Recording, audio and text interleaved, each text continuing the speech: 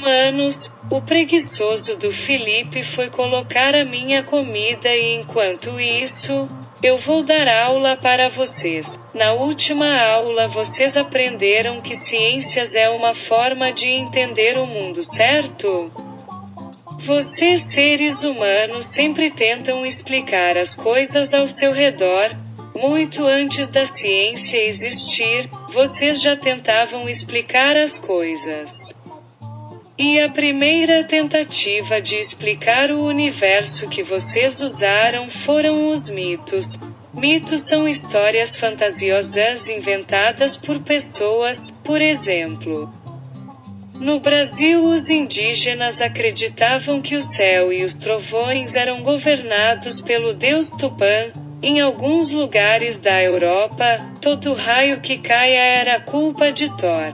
As colheitas, a chuva, o nascer e se pôr do sol, tudo era explicado usando as mais diversas divindades. A ciência também tenta explicar as colheitas, a chuva, o nascer e pôr do sol, mas diferente das explicações dos mitos. A ciência tem uma forma especial de tentar descobrir as coisas. Essa forma especial se chama metodologia científica. Aliás, muito obrigado, Flora, você mandou muito bem. Obrigada nada, eu quero um filé passado na manteiga. Metodologia científica. Vamos entender o que é isso? Gente, como a Florinha explicou para vocês, diversos povos tentaram explicar fenômenos da natureza utilizando os mitos. Como ela falou, por exemplo, aqui no Brasil, a gente tinha o mito do deus Tupã. Lá na Grécia, a gente tinha Zeus, que era o deus dos raios. Para os nórdicos, Thor era o deus das tempestades. Então assim, quando chovia, o pessoal fala, Zeus está lançando os raios, Thor está com raiva. Até mesmo quando a gente era criança, algumas, não sei se vocês escutaram isso, mas eu escutei muito isso quando eu era criança. As pessoas às vezes falavam, tá chovendo, é porque os anjos estão chorando, então os anjos estão fazendo xixi, alguma coisa assim. As pessoas falavam isso, não sei se falam ainda, né? Mas aí a gente tem um problema. Se lá na Grécia estão falando que é Zeus, aí lá em outro canto da Europa estão falando que é Thor, aqui no Brasil estão falando que é Tupã, quem tá certo? Quem tá errado? São os anjos? Não são? Que bagunça é essa? Cada lugar tem um deus diferente atuando. Como é que funciona isso? Então, algumas pessoas tinham a vontade de tentar descobrir uma verdade que fosse universal. Uma explicação que funcionasse tanto na Grécia, quanto no Brasil, quanto em Marte. O pessoal pensou, se a gente descobrir quais são as leis da natureza, como a natureza funciona, se ela funciona aqui no planeta Terra, essas leis também vão funcionar em Marte, vão funcionar em Plutão, vão funcionar debaixo da água, vão funcionar em qualquer lugar. E aí algumas pessoas começaram a pensar num passo a passo de como você ia descobrir a verdade, como é que você ia estudar aquela verdade, como é que você ia pesquisar para você chegar numa verdade que fosse o mais próxima possível de uma verdade única na natureza. E é nesse contexto que vai surgir a metodologia científica, que, como eu já adiantei para vocês, a metodologia científica ela é quase um passo a passo. Ele é tipo uma receita de bolo. Passo 1, pega os ingredientes, leite, ovos, farinha de trigo. Passo 2, joga tudo na batedeira.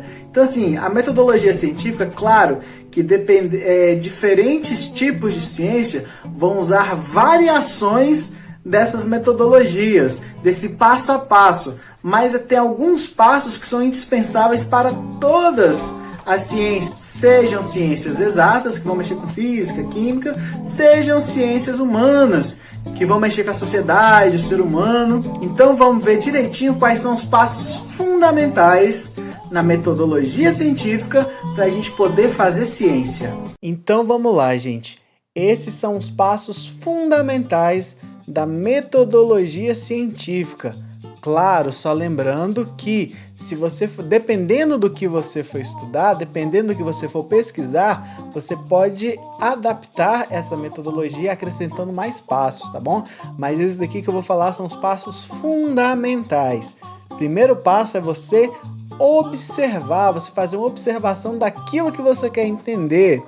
Por exemplo, eu quero entender por que que chove. Você vai fazer a observação daquele fenômeno. O segundo passo é você levantar uma hipótese. Professor, o que é hipótese? Hipótese é uma tentativa de resposta. É você falar, eu acho que isso acontece por causa disso. No caso do exemplo que eu estou dando, eu acho que está chovendo, eu acho que chove por conta disso, disso, disso. Essa tentativa de resposta eu vou chamar de hipótese. O terceiro passo é eu formular maneiras de testar a minha hipótese.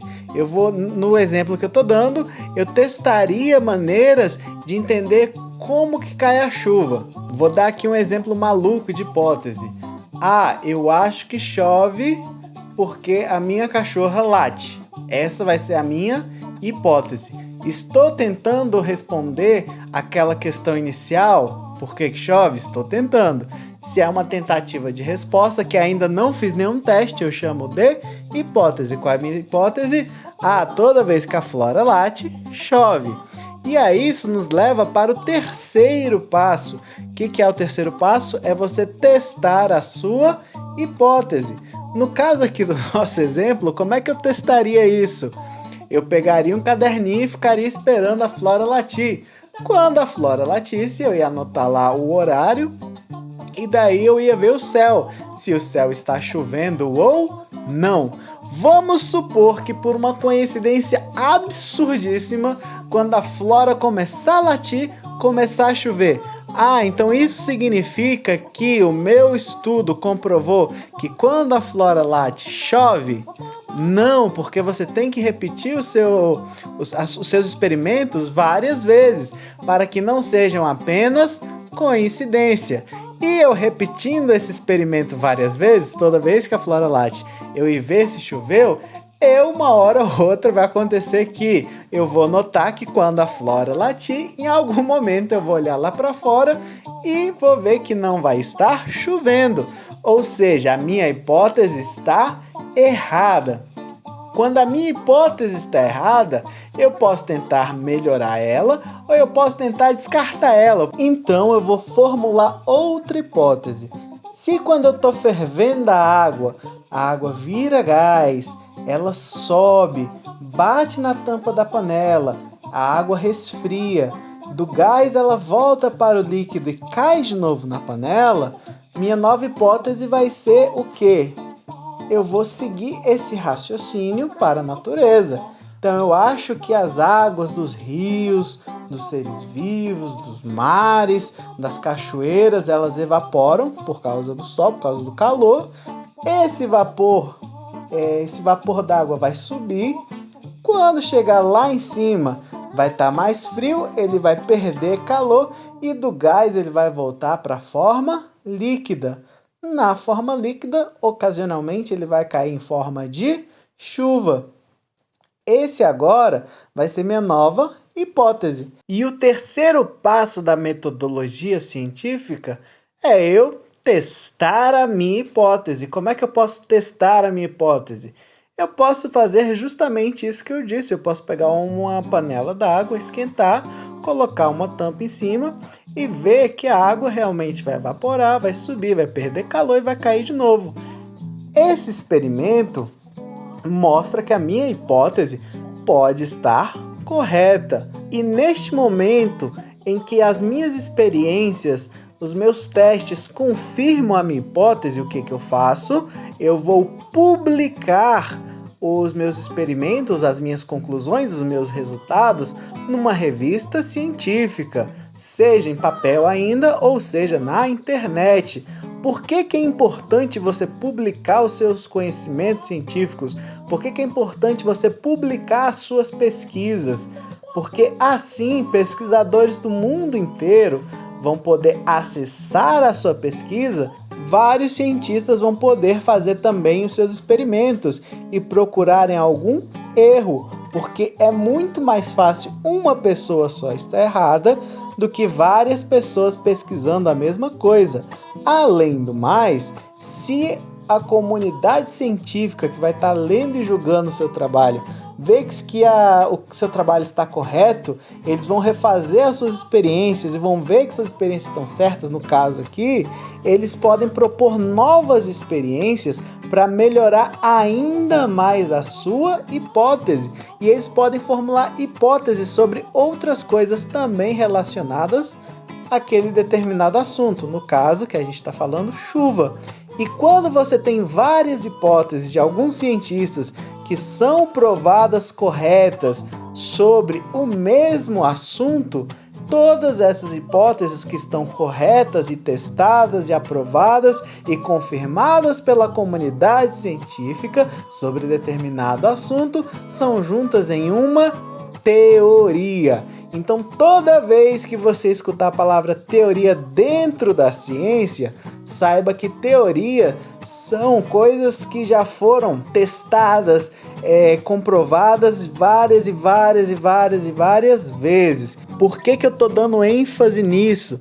Porque é muito comum no dia a dia, quando a gente está conversando, sem ser conversa científica, só conversando mesmo com amigo, com familiar, quando a gente usa a palavra teoria, a gente quer falar que é um chute, né? Alguma coisa que você acha.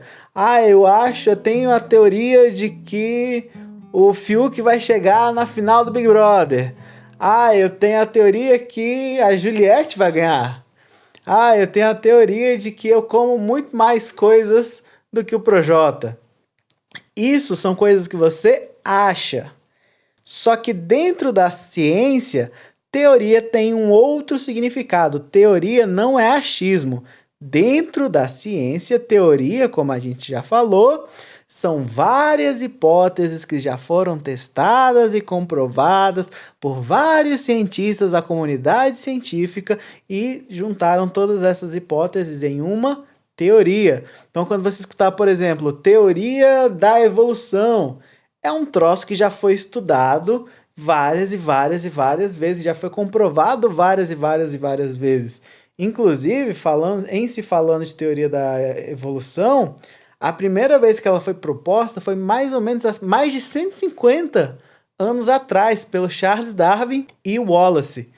E desses 150 anos, as pessoas tentam mostrar erros aqui na evolução, eles melhoram a teoria da evolução, só que ninguém conseguiu provar que ela está errada. Se nenhum cientista conseguiu provar que ela está errada, então ela continua sendo uma teoria, que é uma coisa comprovada pela comunidade científica, tá bom?